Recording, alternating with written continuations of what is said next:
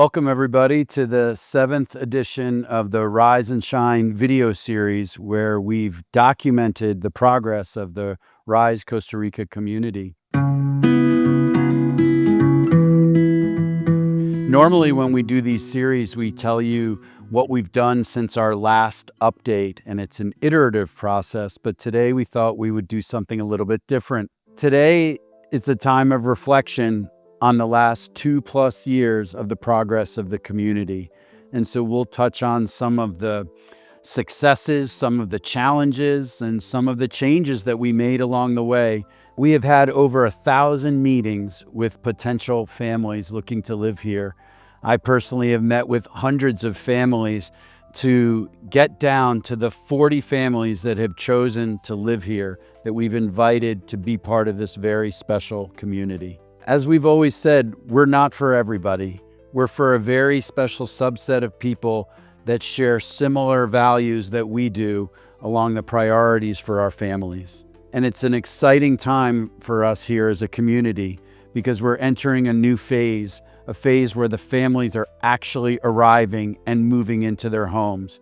And with the arrival of each new family comes a new energy and a new dynamic. And we're going to talk more about that because that's what's really special and really creating the rich tapestry of our community.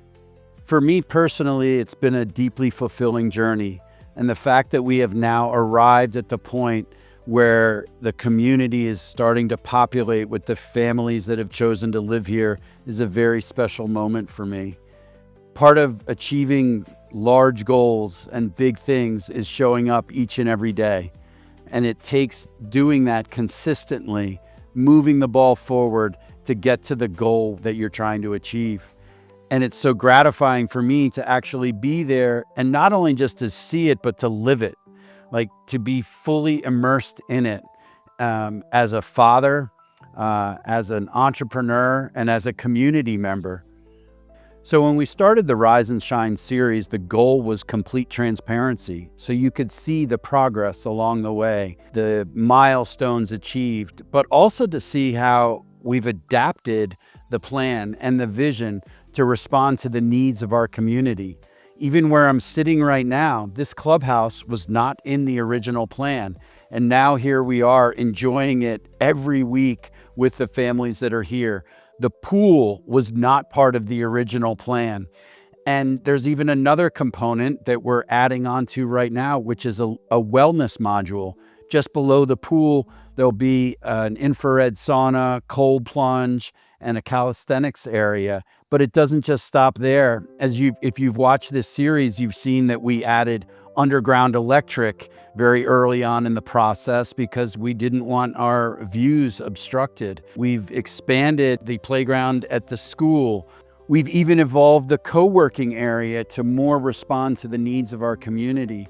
You can start with a vision, but the best part about that is you can adapt it over time and revise it and update it and course correct it for the needs of our community. And so you've seen that happen over the last 2 years in these Rise and Shine videos. And now it's really nice to look back and reflect and see how those slight pivots, those course corrections have added to our community. So many of you may not know that we actually had a complete design for the school quite a few years ago.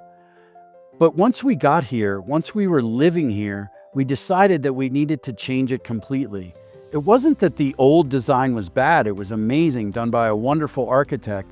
But after being here and learning and feeling and connecting with nature, we decided that we needed to go in a different direction. And I'm so pleased with how that came out as the parents arrive here with their children and get to embrace an open air, modularized school that we can expand over time for the needs of our students. We've even adjusted the operating strategy for Kinkara, where it was primarily focused on retreats and groups. We've now altered it to help better support our community, changing the restaurant, revising the furniture plan, and creating spaces and a new playground that's on the way for our community. And responding to the needs of our residents, we created airplane hangar lots along the airstrip so that our residents would have a place to keep their plane if they desire. The airstrip for our community, for me, is about time, convenience, and freedom. And those are really important components for me in what I would call family wealth. Rather than spend hours and hours driving back and forth from San Jose, if we're going to fly internationally, we can be there in 25 minutes. You can make those choices when you are in an environment where your cost of living is not overwhelming. You can prioritize the things that are most valuable to you as a family. And the airstrip is just one example of that. Instead of a service like that costing thousands of dollars, it's hundreds of dollars. And that can fit into a family's budget that lives here. One of the things we often get asked is, how are we going to cultivate the community that we desire? And for me, it starts with transparency. And it starts with the courage to state your values and to hold to them. At times, there's a pull to slightly give on a priority or a value for the community just once, or to maybe make exceptions. But for me, that just creates potential future discord. And I'm so happy that we have not done that. We've chosen to stick to our values, even if that means sometimes saying no to families that want to live here. The result of that is that we have a harmonious environment, and that's apparent already. I mentioned previously that some of the families have arrived already and are moving into their homes, and that we now gather here regularly, whether it's for music night or athletics or just being with each other around meals. And there's just ease and calm because we know we all have very similar values and we don't have to be worried that we can't express them. And with that ease comes simplicity. Nothing is overly complicated here. We get together when we want to get together. And in those gatherings, there are amazing organic moments.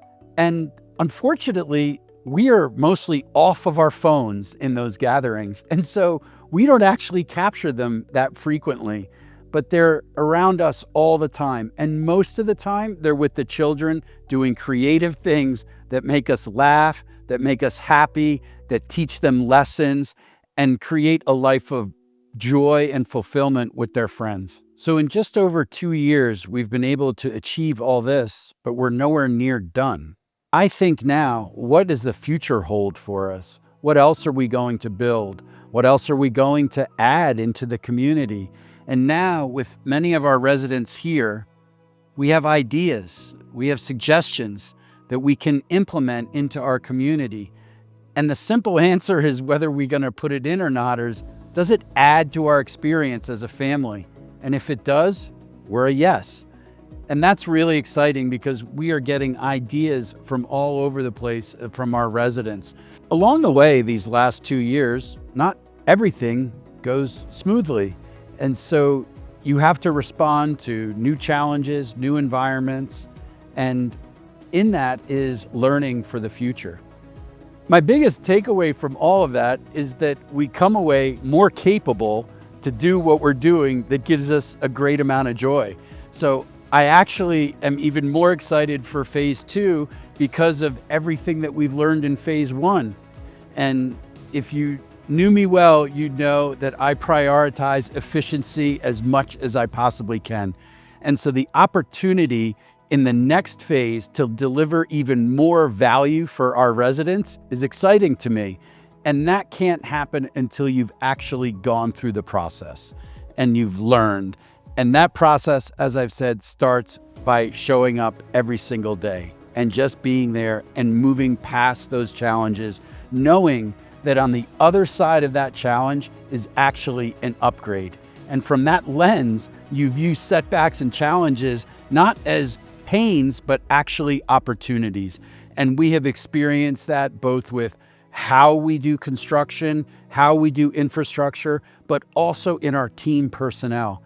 Anytime we lose somebody or decide we need to make a change, it's always because we're going to be upgraded afterward. When we first started this project, many families asked about the different components of the project to determine whether the vision that they had for their family matched ours.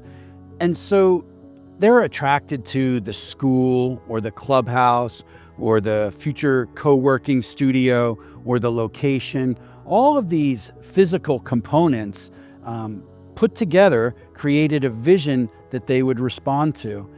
And one of the things that I've noticed here now that is so powerful is the most amazing part of our community are the people in it. And as they arrive, that is affirmed to me every single day. And now, when we have families come visit, they ask about all of those physical attributes and installations for our community, but it's when they meet the residents that are actually here that they really understand the true value, the real gold in the RISE Costa Rica community. The RISE residents come from all over the world, from all different backgrounds, and there's no way to encapsulate or capture a single characteristic of all of them and why I enjoy them so much. But if there was a phrase that did, it would be, let's do it. That is how I experience our residents when we have ideas, when we have challenges, when we have anything that we need to move through. The RISE residents are a full-hearted yes, and I appreciate about them so much, and what makes creating so much fun. Oftentimes people want to know what's coming, what's next for the RISE community. And there is a lot of excitement, a lot of ideas and visions that not only I have, but our residents have. But mostly at this moment in time, I am just enjoying what is right now. The families that are here, the people arriving, and the present moment. It's everything that I thought it could be a few years ago. And I'm supremely confident that it will just continue to get better and better with what we add in the future. But you're going to have to stay tuned to our video series to find out what's coming next. I'm not yet ready to reveal all of that. So this period of time is one of enjoyment and gratitude for me. I'm so happy to have this experience and share it with people I deeply care about. And I'm so grateful for all of the people, all of our team members, and the families that have made it possible. Organically sprouting up around us are activities and gatherings of our residents, shared experiences. We're planning travel together to other countries, and I'm really appreciating how that's only just starting and will continue. And so for me, there's been a little pause and a level of just complete enjoyment of our community. But I know that won't last forever because I am very eager and enjoying this entire process of creating more and more in this community. It inspires me, it energizes me, and there's a lot more to come. Thank you so much for your time today. We have a few lots remaining in phase 1, but they're going fast. So if you're a family that prioritizes freedom, a healthy environment for your child, entrepreneurship, a connection to nature, and an action-oriented community, please reach out to us at sales@risecostarica.com, and I look forward to seeing you on site.